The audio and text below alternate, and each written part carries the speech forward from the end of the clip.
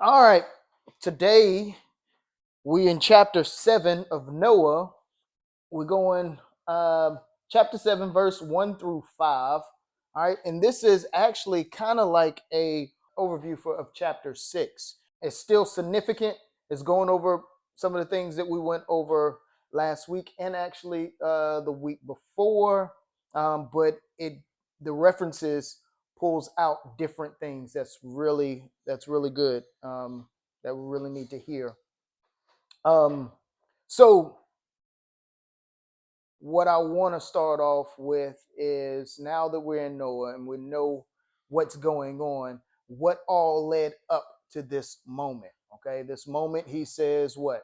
I'm about to destroy the world. I'm about to kill all the flesh, men and animals. Okay, so what all led up to this? First, we had Adam and Eve. Okay, they sinned. All right, then they had children. All right, and then Cain sinned. Okay, all right. Just men in general were wicked. Okay, and then the angels, the sons of Elohim, came down and fornicated with the daughters of men, and the world became even more corrupt.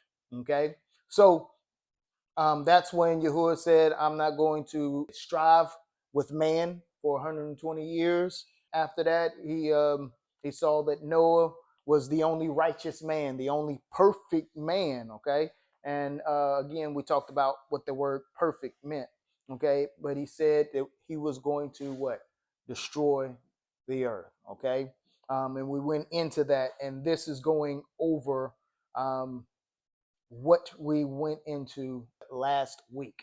Okay, so again, chapter 7, Genesis chapter 7, verses 1 through 5. I'm going to read New Living Translation and then going back into the King James Version, and we're reading, it's going to be a good bit of reading the references that they have for us already. Okay, and it says, when everything was ready, okay, Yahuwah said to Noah, go into the boat with all your family, for among all the people of the earth, I can see that you alone are righteous. Take with you 7 pairs, male and female, of each animal I have approved for eating and for sacrifice, and take 1 pair of each of the others. Also, take 7 pairs of every kind of bird. There must be a male and a female in each pair to ensure that all life will survive on the earth after the flood. 7 days from now, I will make a rain pour down on earth, and it will rain for 40 days and 40 nights until I have wiped from the earth all living things I have created. So Noah did everything as Yahuwah commanded him. All right. Real quick before I go into verse 1, again, we talked about the ark. The ark represented what? A covenant, okay? All right, because it was covered in pitch and tar, which was what was also like it was a seal when he went in. What's the word that I'm looking for? Atonement. So it kept him safe from all of the disaster, right? So the covenant, he went into the covenant, the ark, he went into the covenant.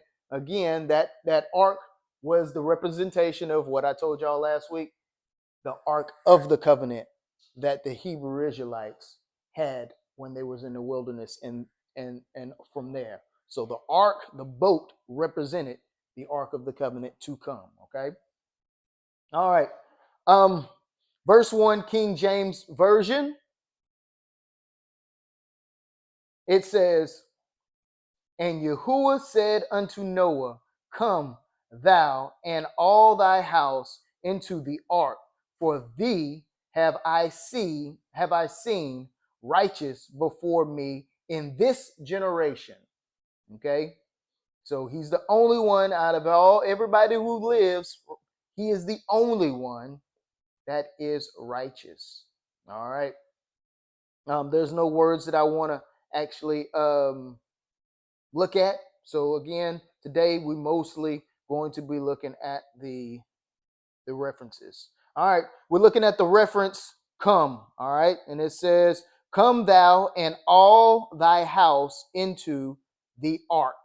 Okay, we're looking at the references of that. All right. So remember what you just said. The ark was what? The covenant. So he's going into Yahuwah's protection. All right. So that's where he says, "Come thou and thy family into the ark." So we're looking at the first one, Genesis chapter 7, verse 7. All right. So it jumps a little bit ahead and it says, "He went on board the boat to escape the flood, and he and his wife and his sons and their wives." Question: what's the flood? So we know the flood now is water. Talking about Noah. What's the flood in the future? People, nations of all languages. Okay. All right. We're looking at Genesis 7 and 13. It says, that very day, Noah had gone into the boat with his wife and his sons, Shem, Ham, and Japheth, and their wives. Okay. Going into the boat. All right. All right. Job chapter 5, verse 19 through 24. And it says, "From 6 disasters he will rescue you. Even in the 7th, he will keep you from evil." Talking about going into the ark for protection. He'll keep you from evil. All right. "He will save you from death in time of famine, from the power of the sword and time of war." Okay. Every time he came back, when it was the day of Yahuwah, when he came back and he separated and spread out his people, it was always famine, war, and pestilence or disease. Okay, so you're going to see that over and over and over and over. Okay, so in the end times, that's what we're going to see is war, famine, and pestilence. Pestilence is, again, disease. Okay, you're going to see that every time. That's why they always talking about pandemics now. We looking at all these wars, right? All right, and famine. Our food, yeah, burning down, and we can't eat and all that stuff. All right. So, yep.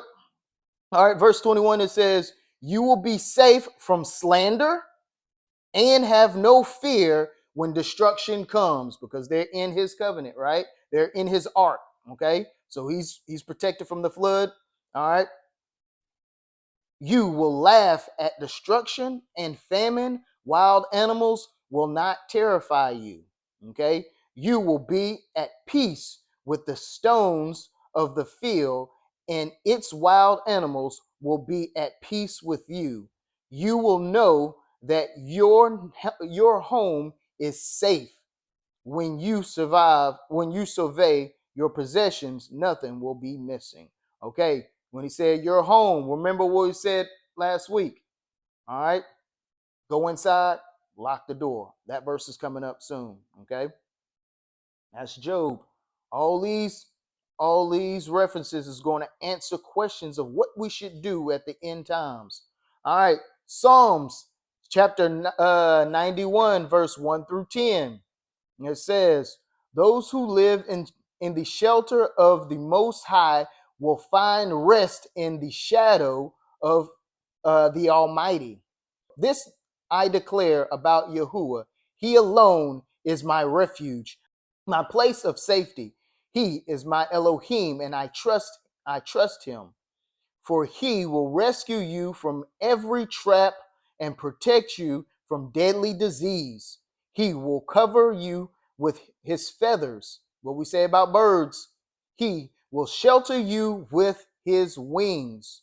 His faithful promises are your armor and protection. Do not be afraid of the terrors of the night, nor the arrow that flies in the day. Do not dread the disease that stalks in darkness, nor the disaster that strikes at midday. Though 1,000 fall at your side, though 10,000 are dying around you, these evils will not touch you. Just open your eyes and see how the wicked are punished. If you make Yahuwah your refuge, if you make the Most High your shelter, no evil will conquer you, no plague will come near your home. All right. So again, at the end times, when we go in and obey, close the door, lock the door, right? This is what he's saying. He's going to provide, just like the story of Elijah when he went to the widow and she only had just enough for her and her son. He provided for them during that famine, okay? And they ate out that jar until the rain came, okay? All right. Proverbs 14:26. And it says, those who fear Yahuwah are secure. So what does fear mean? Fearing Yahuwah, the spirit of fear, it's reverence, right? Awe, respect, okay? Those who fear Yahuwah, they're submitting to him, okay, are secure, okay? He will be a refuge for their children, okay? All right. Proverbs 18:10. And it says, the name of Yahuwah is a strong fortress. The godly run to him and are safe. Okay. All right. Remember, he said, come, you and your family, into the ark, enter in my covenant, enter in my protection. Isaiah 26:20-21. It says, this is the one we read last week. Go home, my people, and lock your door. Hide yourselves for a little while until Yahuwah's anger has passed. Look, Yahuwah is coming from heaven to punish the people of the earth for their sins. The earth will no longer hide those who have been killed. They will be brought out for all to see. So that second verse we didn't read. We just read that first verse last week. Okay, what he's talking about in the day when he returns. Okay, everybody who lived prior in him will rise. That's the first resurrection. Okay. So again, he's talking. He says, go home, my people, and lock your doors. Okay. Hide yourselves for a little while until Yahuwah's anger has passed. And it says, look, Yahuwah is coming from heaven to punish the people of the earth for their sins. The earth will no longer hide those who have been killed in the name of Yahuwah, who's been killed in the name of Yahuwah. They will be brought out for all to see.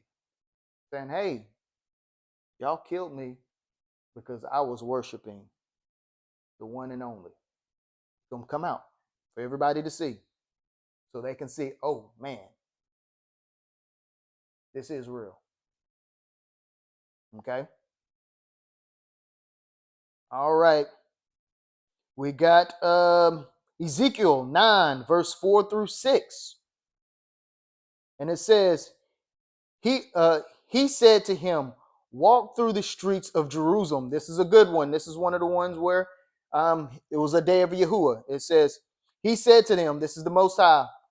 He said to him, walk through the streets of Jerusalem and put a mark on the foreheads of all who weep and sigh because of the detestable sins being committed in their cities. So everybody who followed Yahuwah put a mark on their forehead. Watch this. Then he says, then Then I heard Yahuwah say to the men, follow him through the city and kill everyone whose foreheads is not marked. Kill everybody whose foreheads is not marked. Show no mercy. Have no pity. Kill them all, old, young, girls, women, and little children, but do not touch anyone with the mark. Begin right here at the temple. So they began by killing the 70 leaders, the priest who was leading the people astray. The 70 leaders. They started off with them. They gonna get it the worst. Okay. All right. Zephaniah 2 and 3. It says, seek Yahuwah, all who are humble, and follow his commands. Seek to do what is right and to live humbly. Perhaps even yet Yahuwah will protect you from his anger on the day of destruction. Okay. Matthew 24:37 through 39. This is Yahusha. And it says, when the Son of Man returns, it will be like it was in Noah's days. We read this one. In those days before the flood, the people were enjoying banquets and parties and weddings right up to the time Noah entered his boat. People did not realize what was going to happen until the flood came and swept them all away. That is the way it will be when the Son of Man comes. So we have to be ready. We have to know when he's coming. The way we know is through reading his words. There's a lot of things that he say over and over and over, okay, to allow you to discern, okay, from his words. All right, Luke chapter 17 verse 26, and it says, when the Son of Man return, it will be like the days of Noah. All right, Acts 2 verse 39. And it says, this promise is to you, to your children, and those far away, all who have been called by the name of Yahuwah, your Elohim. So he promising to take care of and protect those who are following in his name, in the name of Yahuwah, okay? Hebrews 11 and 7. This one we read last week as well.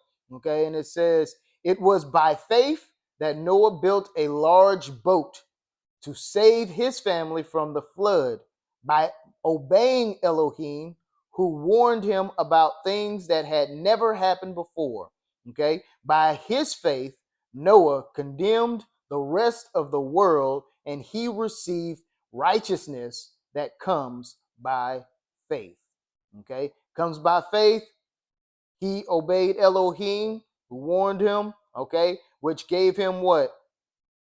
He received righteousness, okay, that comes by faith. All right. First Peter 3 and 20. All right, we're still on come into the ark, come into my covenant, come into my protection.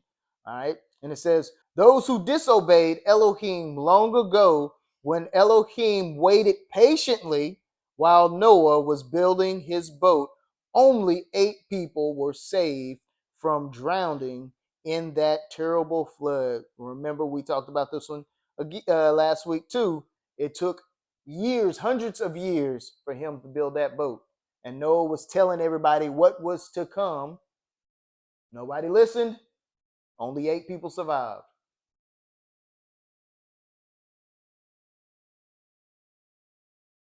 All right, we read this one also. And this is the one where we went into understanding who the what the flood was. Okay, and it says it's Second Peter 2 verse 5. And it says, and Elohim did not spare the ancient world except for Noah and the 7 others and his family. Noah warned the world of Elohim's righteous judgment. So Elohim protected Noah when he destroyed the world of ungodly people with a vast flood. All right. We're going to move on to the next reference. Okay. Next reference is in the verse where it says, "Thee have I seen righteous before me in this generation. Thee have I seen." Okay. We're starting off with Genesis 6 and 9. All right. And it says, "This is the account of Noah and his family. Noah was a righteous man and the only blameless person living on the earth at the time, and he walked in close fellowship with Elohim." Okay, so he found them righteous. Psalms 33:18 through 19. "But Yahuwah watched over those who feared him, those who relied on his unfailing love. He rescued them from death and keeps them alive in times of famine." Proverbs 10, verse 6 and 7.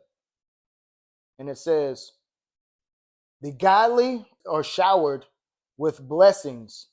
The words of the wicked conceal violent intentions." We have happy memories of the godly, but the names of the wicked person rots away, saying that it's going to be forgotten. Okay, it's going to rot away. It's going to be destroyed. It's going to be forgotten. All right. Proverbs 10 and 9. It says, "People with integrity walk safely, but those who follow crooked paths will be exposed." All right, integrity. All right, standing for what you know is true, keeping your integrity, not letting fear and people saying things provoke you to do what Yahuwah don't want you to do. Okay. Proverbs 11:4 through 8. And it says, "Riches won't help you on the day of judgment, but right living can save you from death. The godly are directed by honesty. The wicked fall beneath their load of sin." Okay. The godliness of a good person rescues them.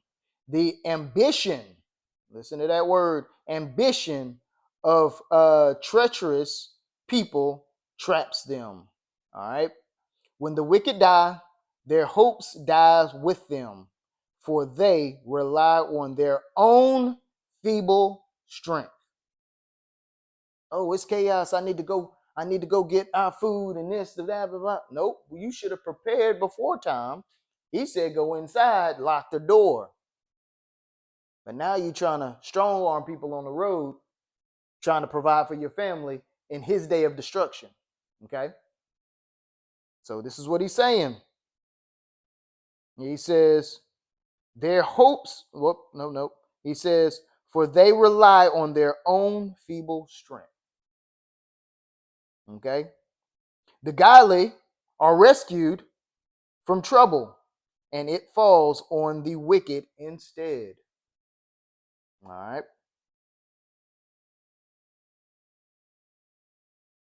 Isaiah 3, verse 10 and 11. And it says, "Tell the godly that all will be well for them. They will enjoy the rich reward they have earned. But the wicked are doomed, for they will get exactly what they deserve." All right. And again, there's a lot of good people out here in this world, but is good enough to make it in with Yahuwah? Not. It's not. Okay. So He wants obedience. Obedience is faith. All right. We're going to Philippians 2, verse 15 and 16. So that no one can criticize you, live clean, innocent lives as children of Yahuwah. So not just clean, innocent lives, as children of Yahuwah, shining like bright lights in the world full of crooked and perverse people. Hold firmly to the word of life, which is the Bible. Then, on the day Mashiach returns, I will be proud that I did not run the race in vain and that my work was not useless. Okay, this is Paul. All right.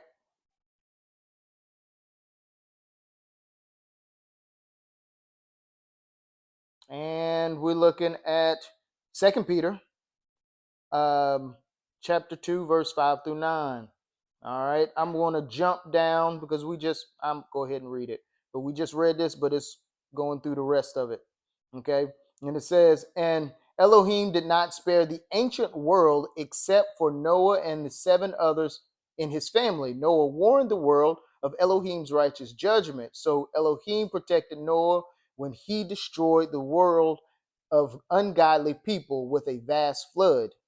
Later, Elohim condemned the cities of Sodom and Gomorrah and turned them into heaps of ash or ashes.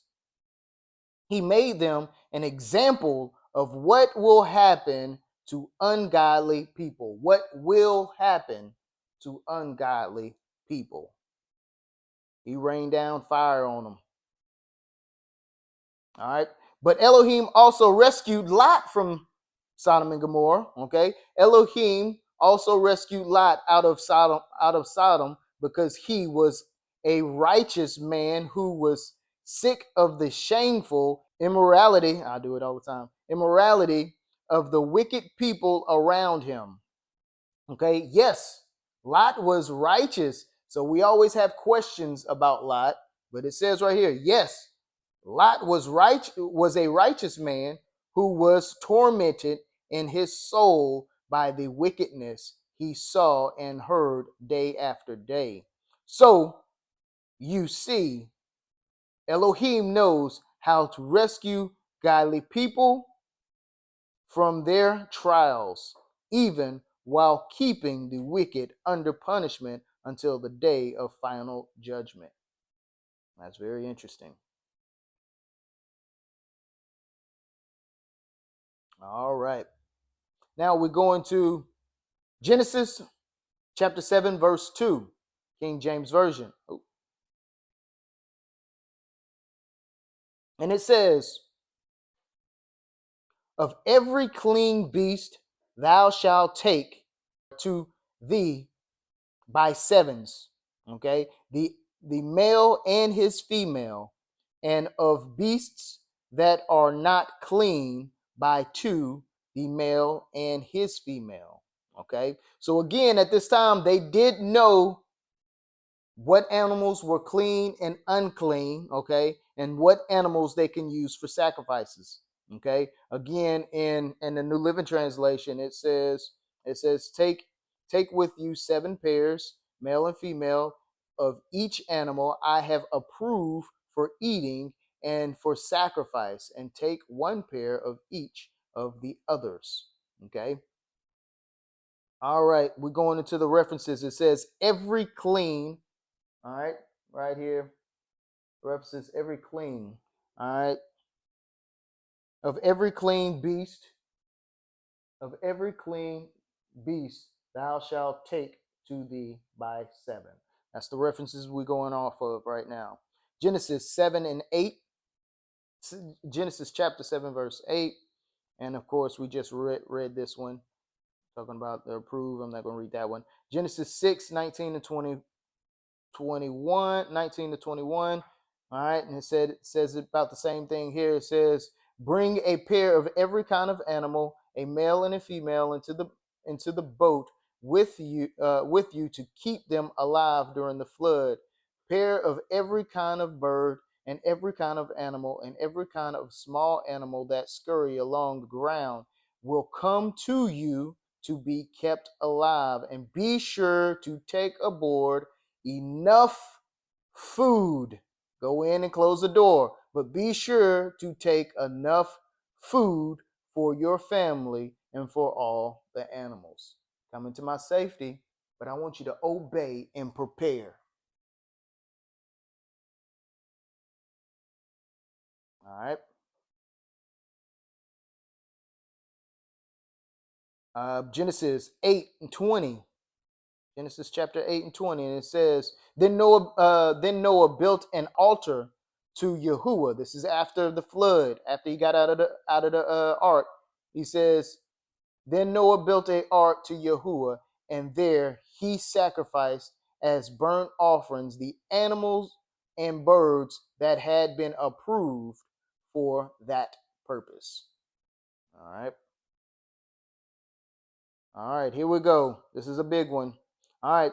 Leviticus 11, verse 1 through 47. All right, here we go. It says, Then Yahuwah said to Moses and Aaron, Give the following instructions to the people of Israel. Of all the land animals, these are the ones you may use for food. You may eat any animal that has complete split hooves and chew the cud. Okay, that's the grass. Okay, chew the cud. All right, so you have to have split hooves and chew the cud. All right. You may not, however, eat the following animals that have split hooves or chew the cud, but not both. The camel chews the cud, but does not have split hooves, so it is ceremonially unclean for you. The hyrax chew the cud, but does not have split hooves, so it is unclean. The hare chews the cud, but does not have split hooves, so it is unclean. The pig has even split hooves, but does not chew the cud, so it is unclean. You must not eat the meat of these animals or even touch their carcasses. They are ceremonially unclean for you. And of all the marine animals, these are ones you may use for food. You may eat everything from the water if it has both fins and scales, whether taken from salt water or from streams. Okay, you must never eat animals from the sea or from the river that do not have both fins and scales. They are detestable to you. This applies both to little creatures that live in shallow water and to all creatures that live in the deep waters. They will always be detestable to you. You must never eat their meat or even touch their dead bodies. The marine animals that does not have both fins and scales is detestable to you. These are the birds that are detestable to you. You must never eat. You must never eat them. The griffin, vulture, the bearded vulture, the black vulture, the kite, falcon of all kinds, ravens of all kinds, the eagle owl, the short-eared owl, the seagull, hawks of all kinds, the little owl, the cormorant, the great owl, the barn owl, the desert owl, the Egyptian vulture, the stork, herons of all kinds, the hoopoe, and the bat. You must not eat winged insects that walk along the ground. They are detestable to you. You may, however, eat winged insects that walk along the ground and have jointed legs so they can jump. Okay? The insects you are permitted to eat includes all kinds of locusts, bald locusts, crickets, and grasshoppers. Okay? All other winged insects that walk along the ground are detestable to you. The following creatures will make you ceremonially unclean. What does ceremonially unclean mean? Unholy. Unholy. Because anytime, just like for an example, when Moses was on the mountain talking to Yahuwah, what did he tell him to do? Take his shoes off because he was on holy ground. So we can't be in his presence if we're not holy. So that's why it says these things are detestable and you're ceremonially unclean. So we need to be clean to be in. Yes, yes, and also not healthy for you as well. Um, but yes, so we have to be able to be in. The only way we can be able to be in his presence if we are holy, set apart, clean, okay, washed. Okay.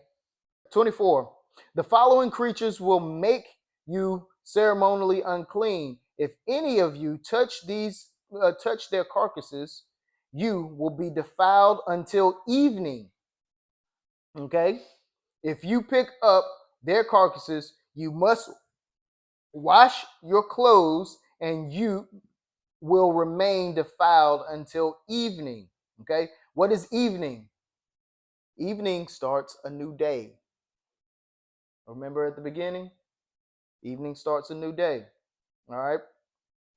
Every animal that has split hooves that are not evenly divided, all right, or that does not chew the cud is unclean for you. If you touch the carcasses of such an animal, you will be defiled. Of the animals that walk on all fours, that those that have paws are unclean. If you touch the carcasses of such an animal, you will be defiled until evening. If you pick up its carcass, you must wash your clothes and you will remain defiled until evening. These animals are unclean for you. Of the small animals that scurry along the ground, these are unclean for you.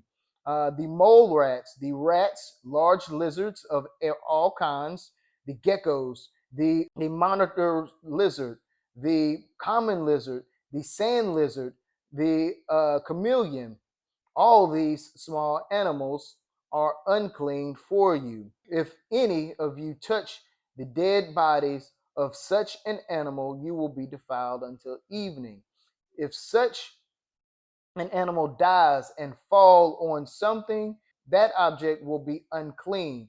It is true whether the object is made of wood, cloth, leather, or burlap. Whatever its use, you must dip it in water, and it will remain defiled until evening. After that, it will be ceremonially clean and may be used again. If such an animal falls into a clay pot, everything in the pot will be defiled and the pot must be smashed. Okay? If the water from such a container spills on food, the food will be defiled, and any beverage in such a container will be defiled.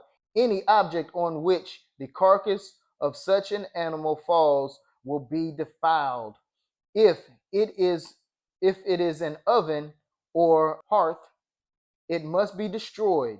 All right, for it is defiled, and you must treat it accordingly. However, if the carcass of such an animal falls into a stream or a cistern, the water will still be clean. Why is that?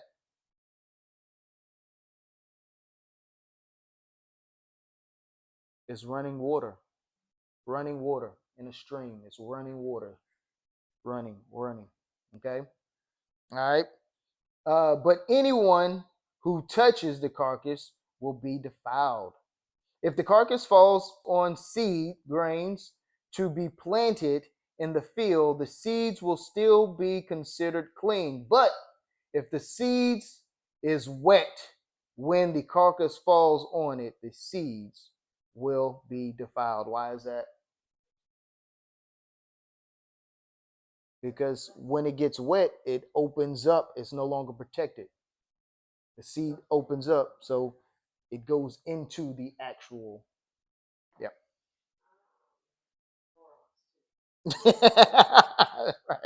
Right. Right. uh, uh, well, I just throwing it away. You just you gonna stay there, buddy. Whatever. All right. All right, and it says 39, and it says, if an animal you are permitted to eat dies, and you touch its carcass, you will be defiled until evening. Okay? If you eat any of its meat or carry away its carcass, you must wash your clothes, and you will remain defiled until evening. All small animals that scurry along the ground are detestable, and you must never eat them. This includes all animals that slither along its bellies, okay, as well as those with 4 legs and those with many legs. All such animals that scurry along the ground are detestable, and you must never eat them. Do not defile yourself by touching them. You must not make yourself ceremonially unclean because of them. For I am Yahuwah, your Elohim. You must consecrate yourselves and be holy. Okay? Consecrate yourself and be holy because I am holy. Okay? We have to be holy because he is holy. What's the Hebrew word for holy? Kadash. What does Kadash mean? Set apart. All right? You're set apart. You put aside, okay? You are special, okay? You have to be put aside, undefiled, set apart. You have to be seen. Oh, that's such and such, such and such. They live this way. Okay. So do not defile yourselves with any of these small animals that scurry along the ground. For I, Yahuwah, am the one who brought you up from the land of Egypt. Okay. That I might be your Elohim. Therefore, you must be holy because I am holy. These are the instructions regarding land animals, birds, marine creatures, and animals that scurry along the ground. But these instructions you will know what is unclean and clean, and which animal may be eaten and which may not be eaten. So that was a big one. All right, Deuteronomy. All right, this is another one. Deuteronomy is saying the other side of this, okay? Deuteronomy 14, 1 through 21, okay? Since you are the people of Yahuwah your Elohim, never cut yourselves or shave your hair above your foreheads in mourning for the dead. Okay? So, shouldn't shave your head in mourning because that's something that um, um, other nations did for their Elohim. Okay? You have been set apart as holy. There we go, right there. You have been set apart as holy, okay, to Yahuwah your Elohim, and he has chosen you from all the nations of the earth to be his own special treasure. You must not eat any detestable animals that are ceremonially unclean. These are the animals you may eat: the ox, the sheep, the goat, the deer, the gazelle, the roe deer, the wild goat, the addax, the antelope, and the mountain sheep. Okay, you may eat any animal that has complete split hooves and chews the cud. But if an animal does not have both, it may not be eaten. So you may not eat the camel, the hare, or the hyrax. They chew the cud but do not have split hooves, so they are ceremonially unclean for you. You may not eat the pig. It has split hooves, but does not chew the cud. So it is ceremonially unclean for you. You may not eat the meat of these animals or even touch their carcasses. Of all the marine animals, you may eat whatever has both fins and scales. You may not, however, eat marine animals that do not have both fins and scales. They are ceremonially unclean for you. You may eat any bird that is ceremonially clean. These are the birds you may not eat: the griffin, vulture, the bearded vulture, the black vulture, the kite, the falcon, the buzzard of all kinds, ravens of all kinds, the eagle owl, the short-eared owl, the seagulls, the hawks of all kinds, the little owl, the great owl, the barn owl, the desert owl, the Egyptian vulture, and the cormorant, the stork, the herons of all kind, or herons of all kind, the hoop pope, and the bat.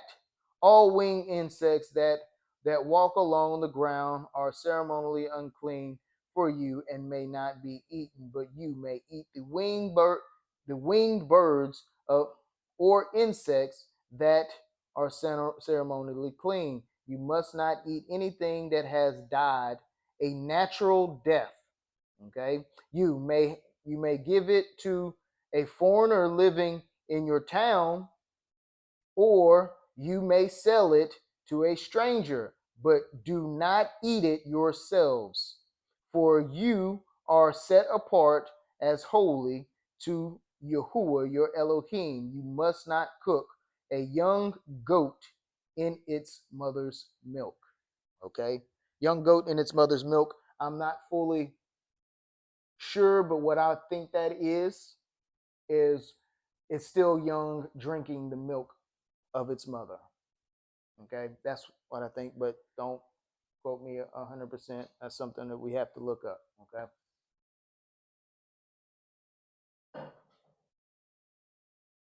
All right. Acts, Acts 10, verse 11 and 15. All right. And this is what confuses a lot of people. Okay, this confuses a lot of people. And it says, he saw the sky open. This is a dream, or this is a vision that Peter was given.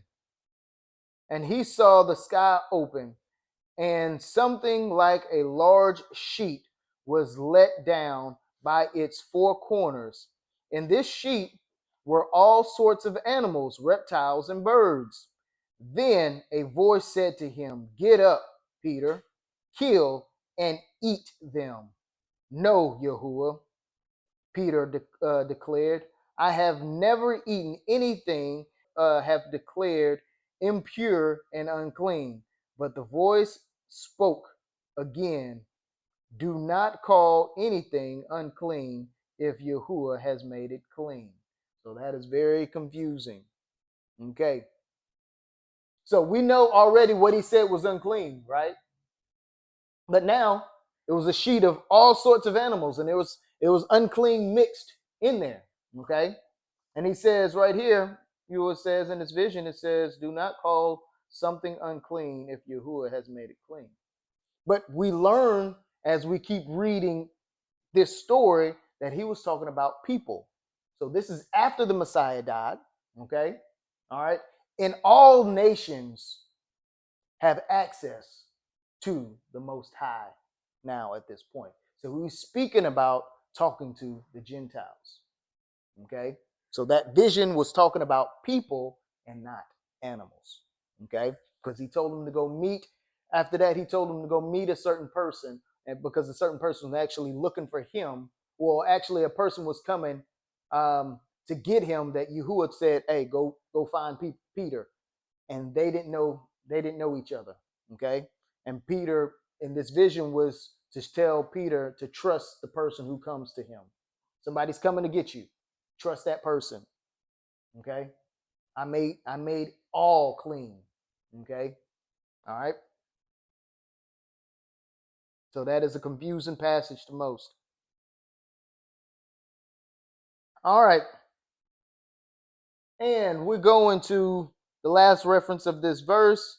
And it says, not clean by two, the male and his female. Okay. All right. Not clean by two. Let's go to Leviticus 10 and 10. Excuse me.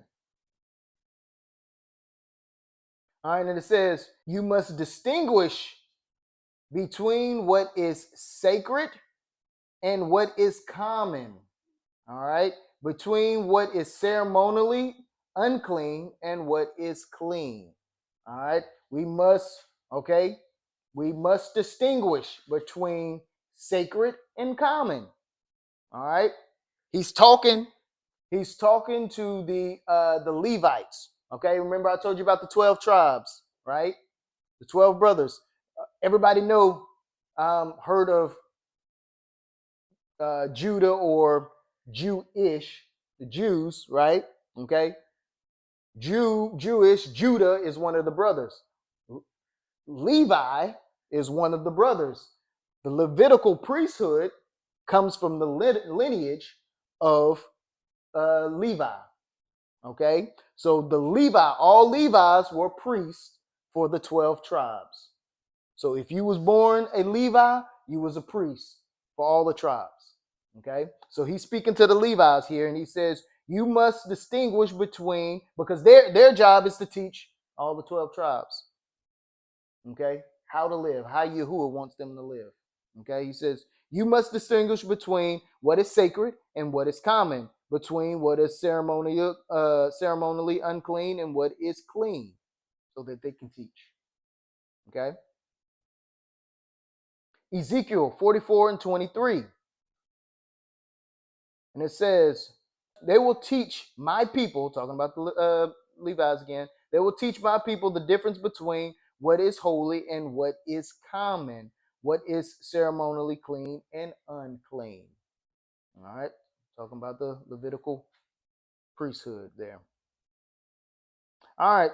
Verse Genesis chapter 7, verse 3, King James Version, and it says, of fowls also of the air by 7, the male and the female, to keep seed alive upon the face of all the earth. Okay. All right. Really, they don't have anything for that. Really, it's pretty much explanatory. He's telling them what to do. All right. So verse 4, King James Version, and it says, for yet 7 days, and I will cause it to rain upon the earth 40 days and 40 nights. Okay. And every living substance that I have made, will I destroy from off the face of the earth. Okay. All right. Real quick before we go into it. For yet 7 days, and I will cause it to rain upon the earth for 40 days, okay, and 40 nights, okay, and what's behind and? Okay, that H853, that alt, okay, this is something that's going to happen over again, okay, all right, so everything that he just said, 40 days, 40 nights, all right, and, all right, so this is something that's going to happen again, multiple times, all right. But we're going to go into the reference for.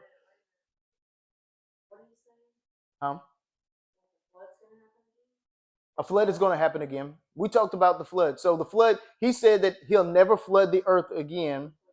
Yeah, well, he's never going to destroy the earth by a flood.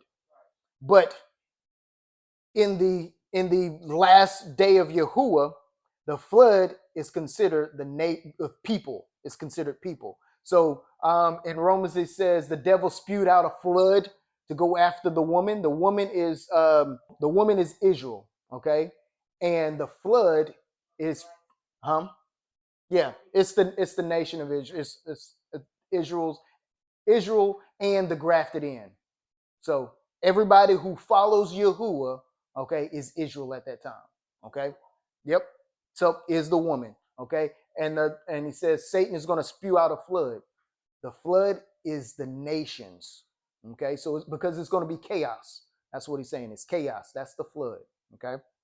So it's going to happen again. Okay. He uses the flood. Remember at the very beginning of this, I told y'all water is used as chaos and destruction. Yep. Turmoil. All right. All right. For yet 7 days. Okay. For yet 7 days is what we're going to be looking at. Okay. 7 days is significant. All right. So he said to Noah, in 7 days, I will cause a rain. Okay. All right. 7 days. All right. After 7 days, after 7,000 years, a day of Yahuwah is 1,000 years. After 7,000 years, seven, seven, seven, seven. Okay. And it says Genesis 7:10, and it says in 7 days the water of the flood, the waters of the flood came and covered the earth. All right. Genesis 2:5, and he says, neither wild plants nor grains were grown on the earth. Okay. For Yahuwah Elohim had not yet sent rain to water the earth, and there were no people to cultivate the soil. So the flood was the first time it rained. Okay. First time it rained. So Noah looks crazy because he is warning them about it's going to flood and it's going to rain. Okay. Exactly. So again, this is significant. All right. Genesis 6:3. And it says, then Yahuwah said, my spirit will not put up with humans for such a long time, for they are only mortal flesh. In the future, their normal lifespan will be no more than 120 years. Okay? After 7 days. Genesis 8:10. And it says, after waiting another 7 days, Noah released the dove again. Okay. This is when he's on the ark. Okay. This is after the flood, after the 40 days, 40 nights. And this is actually like a year since the flood started. Okay. He's checking to see if there's land to live on. So he sends the dove out.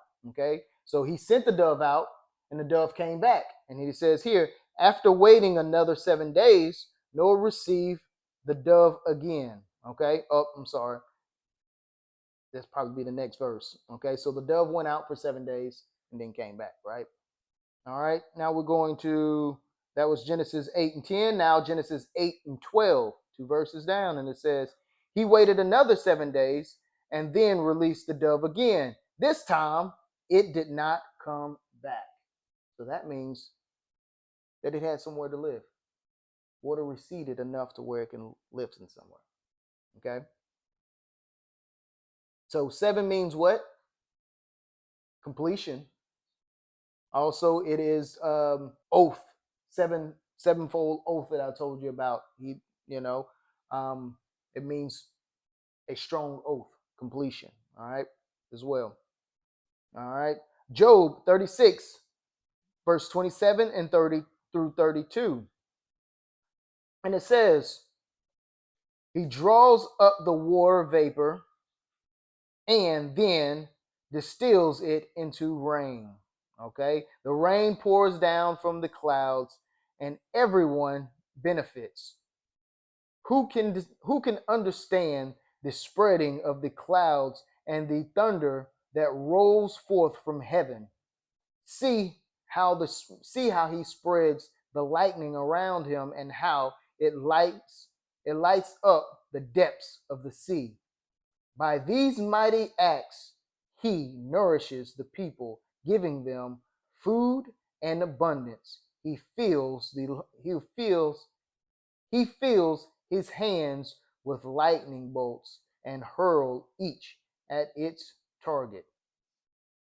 Job 37, 11 through 12, or 11 and 12.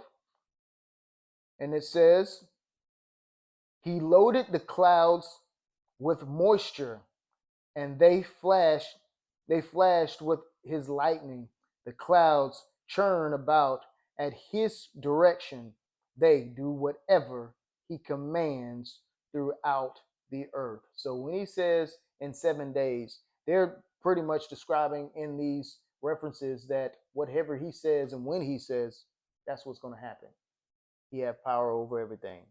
He directs it. Okay. All right. We got Amos 4 and 7.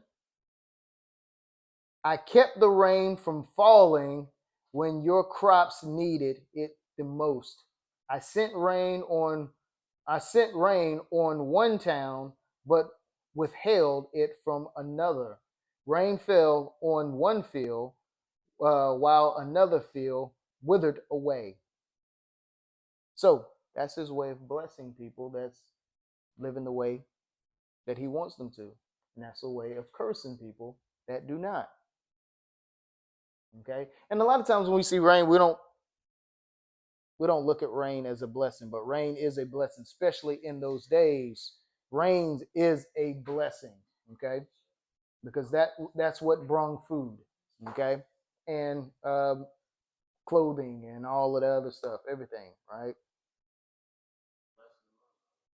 Yeah, right. All right.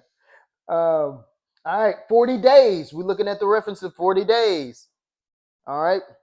Um, 40 days and 40 nights. All right. The rain came, the flood. All right. All right. We're looking at Genesis 7 and 12. And he says the rain continued to fall for 40 days and 40 nights. Then Genesis chapter 6, verse 17.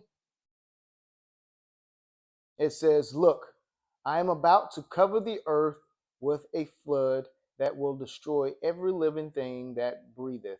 Everything on the earth will die. Okay.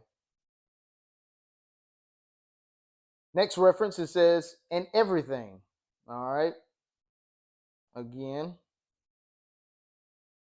everything here is every living substance that I have made will I destroy.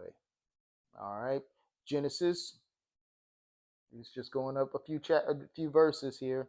Genesis 7:21 through 23, and it says, all the living things on earth died, birds, domestic animals, wild animals, small animals that scurry along the ground, and all the people, everything that breatheth and lived on dry land died. Yahuwah wiped out every living thing on the earth, people, livestock, little animals that scurried along the ground, and the birds of the sky. All were destroyed. The only people who survived were Noah and those with him in the boat. All right. Genesis 6 and 17. And it says, look, I am about to cover the earth. All right. We just read this one. I'm about to cover the earth with a flood that will destroy every living thing that breatheth. Everything on the earth will die. All right. Now we're going to destroy. All right. He will destroy. All right. Blot out. It has next here. It says destroy. Blot out. All right. We're going to Genesis 6 and 7. Chapter 6, verse 7, it says, and Yahuwah said, I will wipe this human race I have created from the face of the earth. Yes, I will destroy every living thing, all the people, the large animals, small animals that scurry along the ground, and even the birds of the sky. I am sorry. I even made them. That's crazy to hear. All right. Yep. Yep. Yep. Yep. Yep. Genesis 6:13. And it says, and Elohim said to Noah, I have decided to destroy all living creatures, for they have filled the earth with violence. Yes, I will wipe them out. I will wipe them all out along with the earth. With the earth. All right. All right. Exodus 32, 32 and 33. But now, if you will only forgive their sins, but if not, erase my name from the record you have written.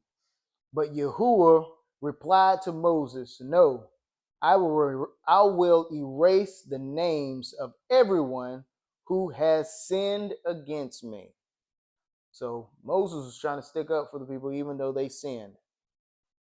And Yahuwah said, no, they will be erased as if they never existed.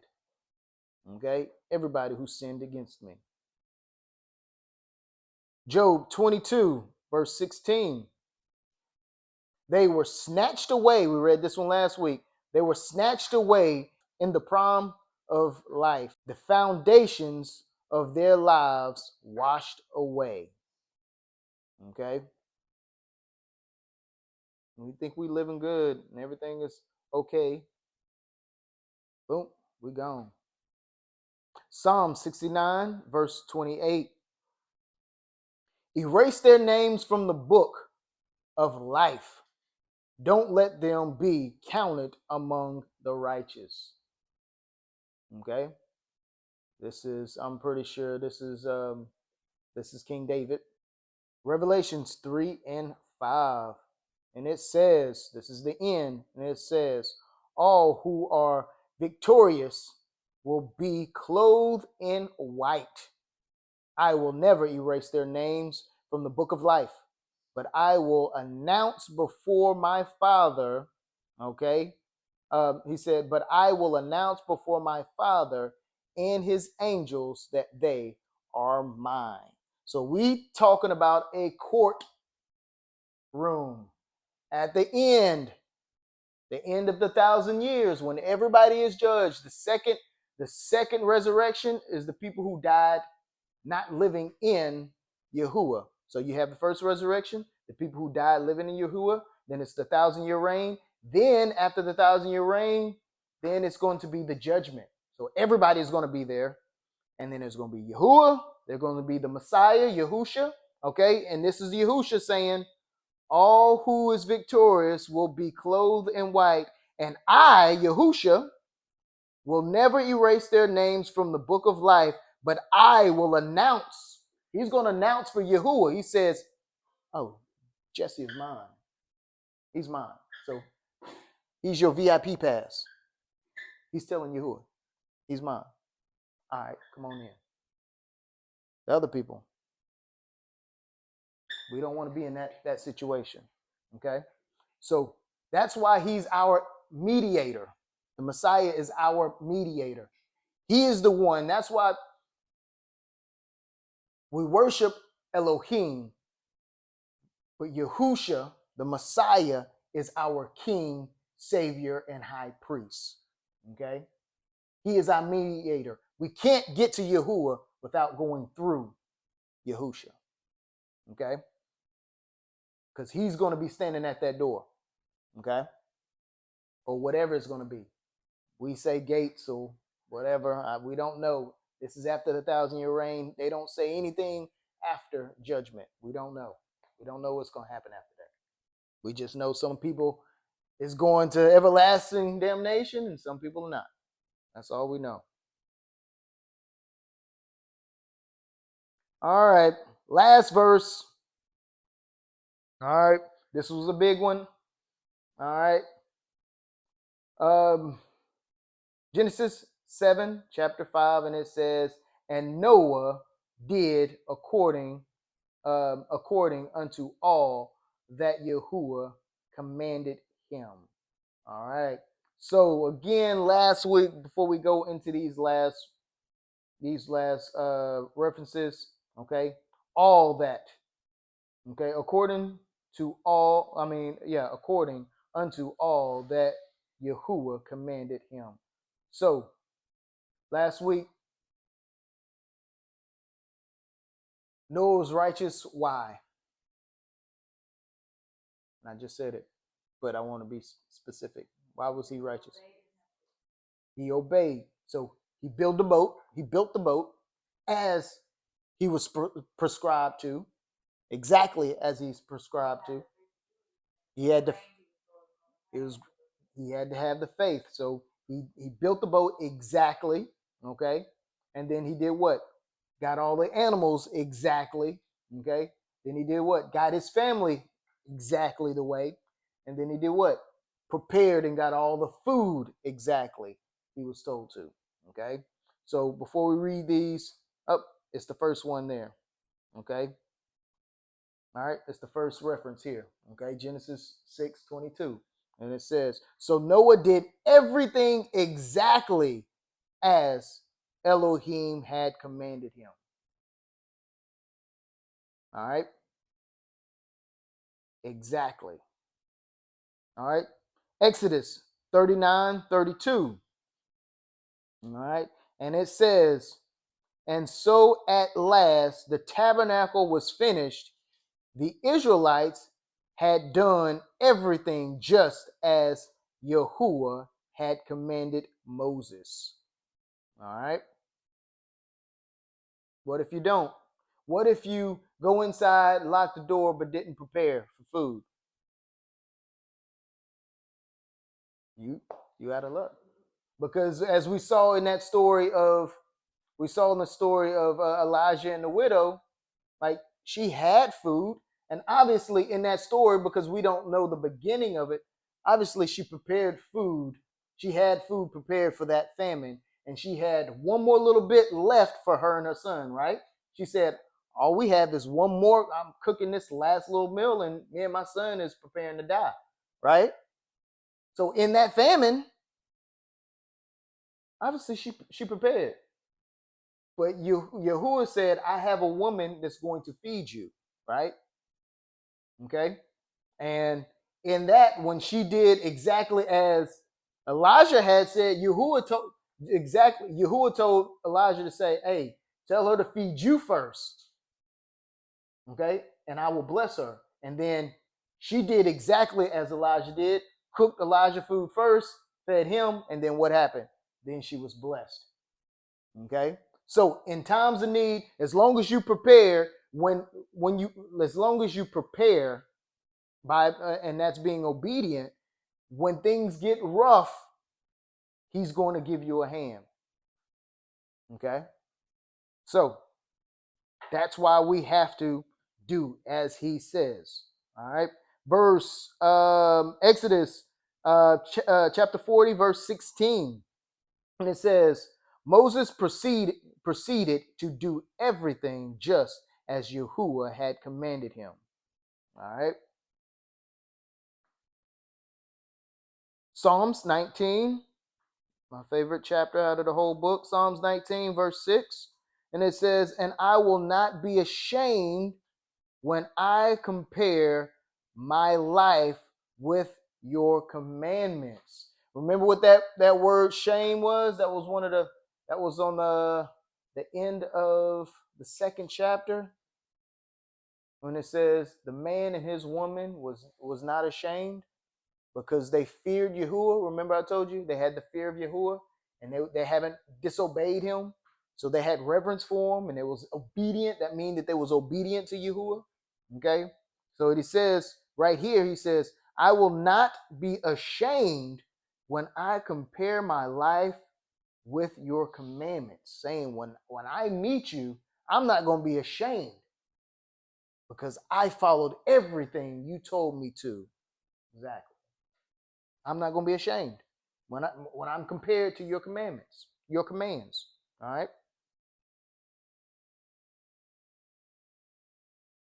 All right. Matthew 3:15. This is Yahusha. But Yahusha said, it shall be done, for we must carry out all that Elohim requires. So John agreed to baptize him. Okay. So the Messiah, Yahushua, went to go get baptized by John the Baptist, and John the Baptist was like, whoa, whoa, whoa, whoa. You the Messiah. You should be baptizing me. And Yahushua said, it should be done, for we must carry out all that Yahuwah requires. So John the Baptist agreed to baptize him. Okay? So, two things. Yahushua is doing what? Following the commandments of Yahuwah. Okay? His commands. All right? And John is like, oh, I got you. Let me do what we're supposed to do. All right? All right. Luke 8:21. And Yahushua said, my mother and my brothers are all those who hear Yahuwah's word and obey it. Okay? This wasn't a smart remark, but I can't be, I'm not fully exact where. I think this is when Yahushua had a crowd around him in the house, and he was getting ready to heal the man that was brought through the roof, and his mother and brother was trapped outside behind the crowd or whatever, and somebody said, hey, your mother and your brothers are outside, and Yahushua replied, he says, I'm teaching, pretty much, I'm teaching right now. He says, my mother and my brothers are all those who hear Yahuwah's words and obey it. So it wasn't smart, but he's letting them know, I'm doing my job. I'm being obedient and doing my job. Okay? I can't worry about them right now. Okay?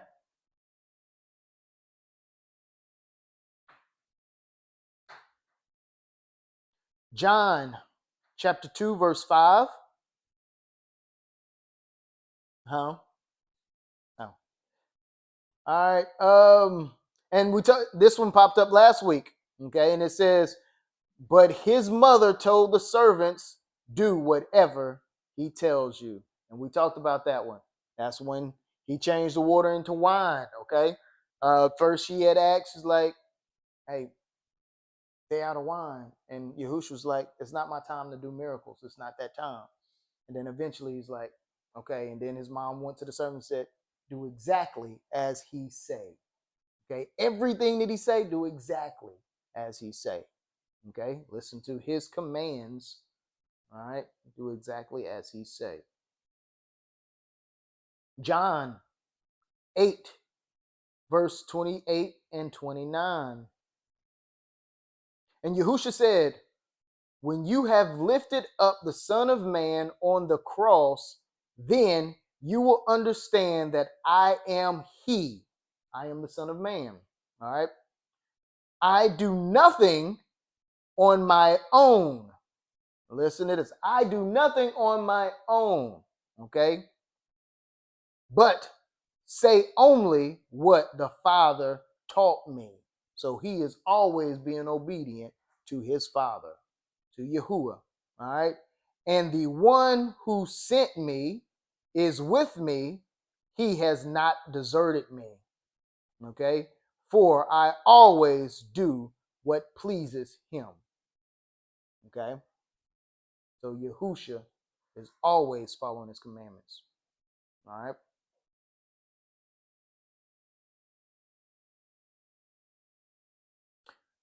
That was 2. No, that was 8.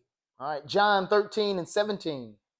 Okay. And it says, this is Yahushua again. It says, now that you know these things, Elohim will bless you for doing them. Now that you know these things, Elohim will bless you for doing them.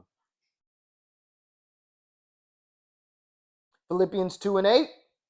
He humbled himself in obedience to Elohim and died a criminal's death on the cross. So that's obedience. He humbled himself in obedience to Elohim and died a criminal's death on the cross. He lived in no sin, but he died a criminal's death. He came in as sin, never sinned, and died to conquer sin. That's how he freed us. Because Adam came in with no sin and died in sin. Okay? Came in with no sin but died in sin. The Messiah came in sin and died with no sin to conquer sin. Okay? That was his mission. All right? To conquer sin, to conquer death.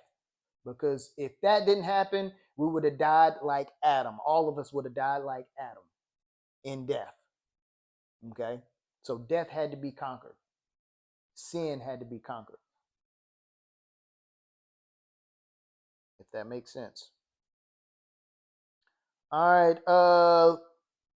Last one. Hebrews 5 and 8. And it says, even though Yahushua was Elohim's son, he learned obedience from the things he suffered. What does that mean? Anybody understand what that's saying? Even though he was Elohim's son. He was Elohim's son, and Yahuwah was with him to obey. But what made it hard for him to obey?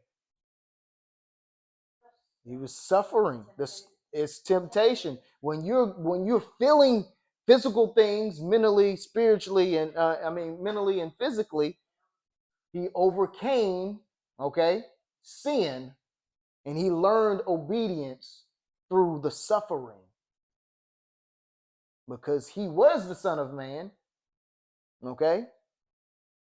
Doesn't mean that it was easy, okay? He learned obedience through having to go through suffering, all right?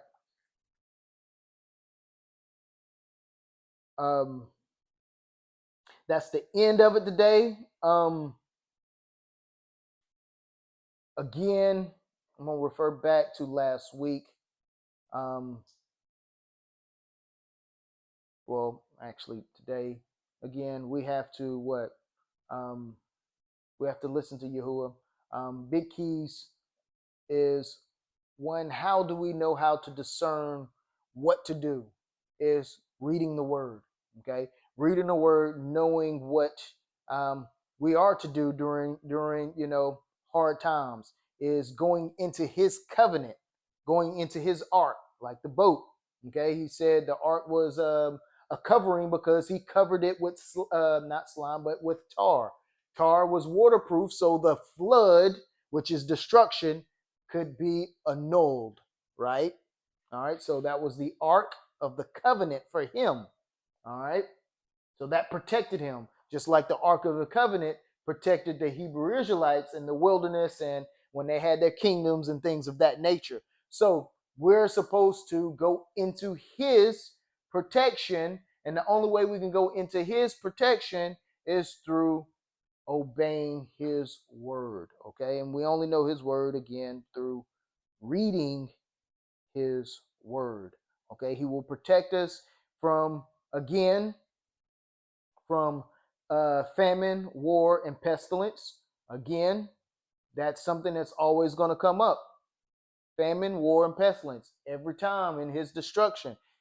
As we get further and further into this Old Testament, every time that he scattered his people, it is through famine, war, and they die either one way or the other, either through famine, war, or pestilence. Okay, and if you're living in him, just like that one verse, it says, "Hey, go throughout the city and give the people that follow me a mark, and kill everybody else, young, women, children." He said, kill them all if they don't have the mark. So that's what he's gonna. He's saying his mark, but we know in Revelations they say the mark of the beast. So obviously the people that don't have his mark has what? The mark of the beast. All right, they doing his bidding, his will. His will is the nations that's sitting there fighting and causing chaos and killing each other, trying to live and or following the government saying, hey, we're going to help you this way, blah, blah, blah, blah, blah, blah, blah. We're not to what? Trust men. Okay? All right? Just like we talking about the like the government. Right? We're trying to fix something that is prophesied to actually happen. We're trying to fix something through man that's prophesied to actually happen. And that's giving our faith to what man is doing. That's something that is a problem because we're trusting in man, we're trusting in medicine, we're giving ourselves looking up to them being our savior. So that's going to get a lot of people caught up in the end times. Oh, the government coming to help us. Yeah. You see what I'm saying? It's out of fear. Out of fear. I mean, we now seeing now with the COVID stuff, out of fear and out of hey, if you get this shot, oh, we give you a free hamburger. Like that's crazy. But now people since they came out, most people couldn't see that. While it was happening, they couldn't see that. It's push. Yeah. You ain't gonna be able to get a job, you're gonna get fired. A lot of people got fired. Yeah. Yep. So but again, at the end of it, we're supposed to do as Yahuwah says, everything as he says, and we'll be in his wings, or in the shadows of his wings, or in his covenant. So any questions?